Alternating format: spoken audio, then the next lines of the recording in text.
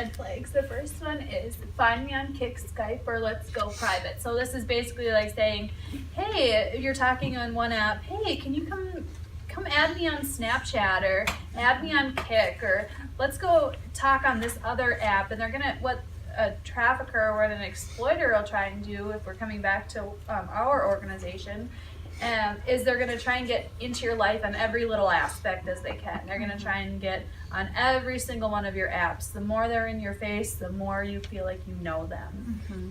And also, this is important because if it does turn into a legal case, it's often hard for something to be proven if it is on multiple apps. They can't always piece the puzzles together. Oftentimes it's some of those apps, they're not linked to an email, they're only a username. And so especially Kik, that's one of those ones that it's not always associated with a phone number or an email, so you can't pinpoint it as that person, even though the conversation matches exactly with another one. So legally, that's a lot of times what the tactic is for somebody who's grooming a perpetrator. So we just say no. 2, are you alone? Again, no. Never tell someone, that, especially someone you don't physically know and are friends with, that you are ever alone.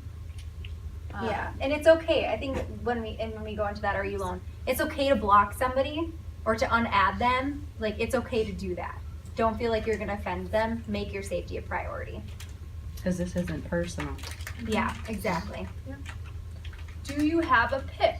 Well, especially if it's not a picture like that you have up on Facebook, you're not going to send them extra, if it's on Facebook, they could already see your picture. You're not going to send them extra pictures or explicit pictures.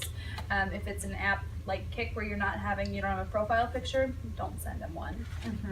Just learning right away that sending pictures, oftentimes they're not going to end up in a good way. A lot of people will blackmail with pictures too. So once you send one, then they'll say, well, I'm going to show this around if you don't send me a more explicit picture or more pictures. And again, we get back to that victim blaming thing. No one wants to come back to school after having a picture of them put out on the internet for everybody to see. Yeah. And one thing that they say in here is they're like, if you send that picture, like, stop and think, would I want this picture on a poster around my school?